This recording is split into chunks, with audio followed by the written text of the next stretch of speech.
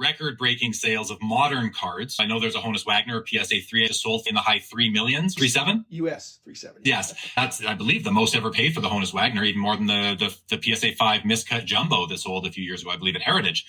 But we saw earlier this year, it seems like so long ago now, I believe in June or July, we had the sale of the LeBron James Exquisite Gold RPA out of 23, sold for $1.84 million. The most ever spent on a modern card, sold by Ken Golden and Golden Auctions. And then shortly thereafter, he sold the Trout Superfractor for a 3.8 something. And then the Giannis Logo Man 1 of 1 for just north of 1.9 million. Some really big sales. Were you surprised by these sales? And how do you think that impacts the hobby? Of course I was surprised. Anybody should be surprised. And that's why they garnered big time headlines and not just in the hobby press. That was headline news. World record prices, hundreds of percent greater than the previous records. Yeah, I am surprised. The rate of increase is clearly not sustainable, but where it goes from here is uncertain. Is there a plateau? The comparison that people want to do, they always want to do the most favorable comparison. That's worth this much. Well, then I can spend this much for another card. But again, there's other alternatives besides buying cards. There's buying houses. There's buying fabulous cars. So we're talking about real money here. And it's a different category of collector now. And they're excited about accumulating really rare and very desirable items. A fellow collector posted on Facebook the other day that he just picked up a vintage Corvette, really beautiful vehicle. And my comment was, but think about the cards you could have had. Instead of, you mentioned you could buy a house, you could buy a fancy vehicle. A lot of us are buying cards, and a lot of people with the values that their cards have begun to reflect recently, you could sell several cards and own a vehicle. I haven't heard anybody tell me I'm selling a card to buy a vehicle. What they're doing, and you mentioned Adam Gray. Adam is, I think, one of the masters of this, and a bunch of other people are doing this, is that they are buying cards, but it's not to get the Corvette. It's to trade up to get the better card, and then to trade up to get the better card. And so basically they're improving their collection, getting rarer and more expensive stuff along the way. The end game, I don't think it's to buy a house. The end game is to have a better and better collection. So I admire that. I think that's great. But at some point, the wife or the family member is going to say, you got a lot of value there. We need something else that would be more pertinent to our daily life. Could you sell something? Yeah, for sure. It's the nice thing about our collections, our sports cards, is that they carry value and they're quite liquid relative to other sorts of investments. You do need to go through the process of sending them to a consignor or listing them on eBay yourself or sending them to an auction house. They are quite liquid. You can convert your cards to cash in 30 days type of thing without much hassle. It's a nice store of value. And if you do want to convert it into your living expenses, you can do that. It's not just that. They're so liquid, it's better than cash. To have a rare card that somebody wants, you can trade it so favorably, even better than cash. That's the way it was 45 years ago. In the early days of the hobby, they didn't want your money, they wanted your cards. Yeah, it's a new frontier we're in here where these cards are worth so much now. We saw those sales at Golden Auctions earlier this year. We've seen some big auctions at Heritage, among other auction companies. It's been a famous saying lately, a rising tide floats all boats, and we've seen that really trickle down to a lot of the other cards in the hobby. While the top-end Michael Jordans are selling for tons of money, $60, $70, $100,000. I'm not talking about his rookie. I'm talking about these rare 90s inserts. We're also seeing some of the more common Michael Jordan cards that were $500 a year ago are now $5,000. And I think a lot of people are feeling priced out. Cards that have been on their want list for 5 or 10 years are now just out of range for so many people, if not most people. What do you think that the impact of that is on the hobby in the long run? Is it good, bad, or just like it's in the middle? It is what it is. What are your thoughts on that? For most of my hobby life, people have lamented they wish they'd gotten in earlier. I wish I'd gotten in earlier because there have been some hiccups, but generally prices have marched up. And so you're wishing you got in a couple of years ago and you bought this stuff. So that's just the mindset of the collector. But at the risk of being a little bit negative here, the rising tide raising all boats, that's not what the global warming people say. They say the rising tide is going to flood the villages because it's going to overwhelm. And so you don't want the tide to rise too fast. That's my voice of experience, or being a little bit of a sage in the industry, is things don't need to go up. They don't need to double every 3 months. If they double in 3 years, that's terrific in the stock market. That's great for private equity. Yeah, the rise has been unsustainable. And so, 100% rising, unsustainable. too much of a rising tide is a flood, is a tsunami that comes onto you. It's not riding a surfboard, it's coming at you.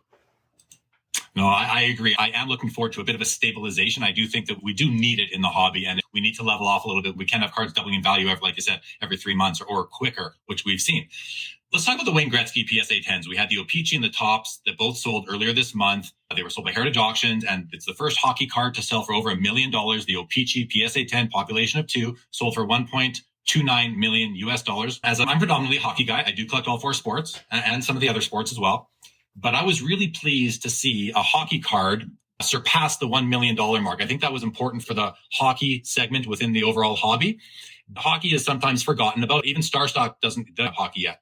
Do you think that the sale of the Gretzky PSA 10 for that kind of money is going to help put hockey on the map a little bit more across the whole hobby?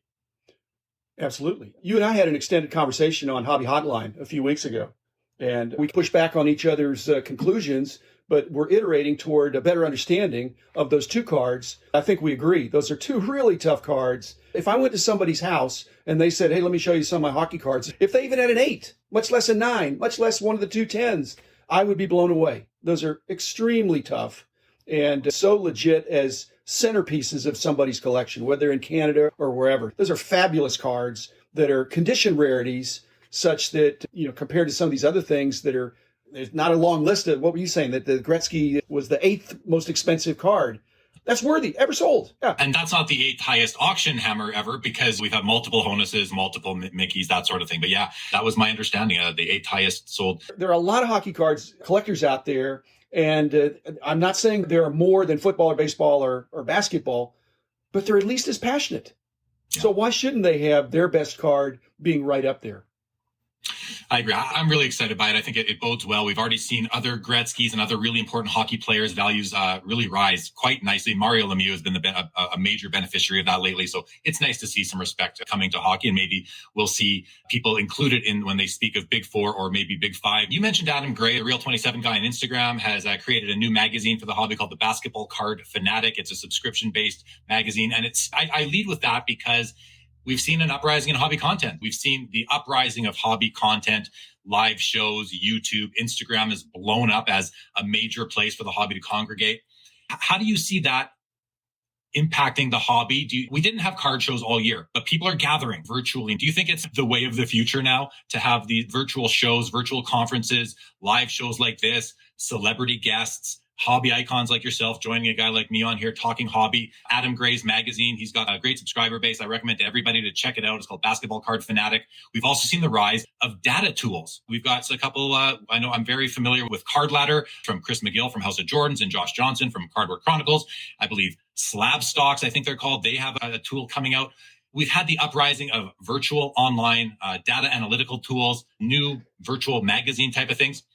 What do you think of all this? And what do you think of it from the perspective of somebody who created the price guide publication game in the hobby?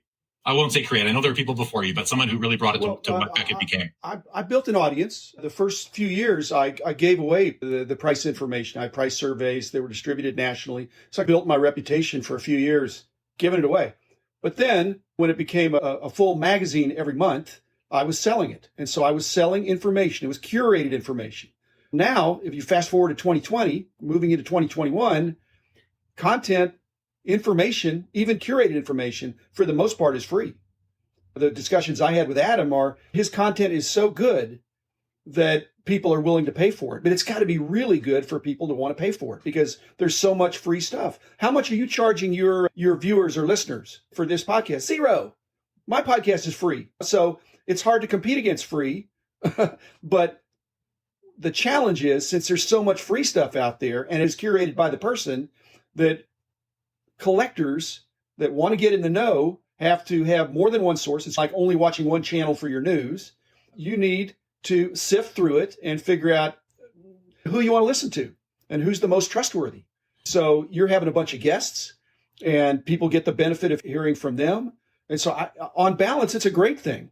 But with so much free information out there, you've got to be able to have some discernment. Some of that's from being in the past, and some of it's from being up to the minute of what's going on.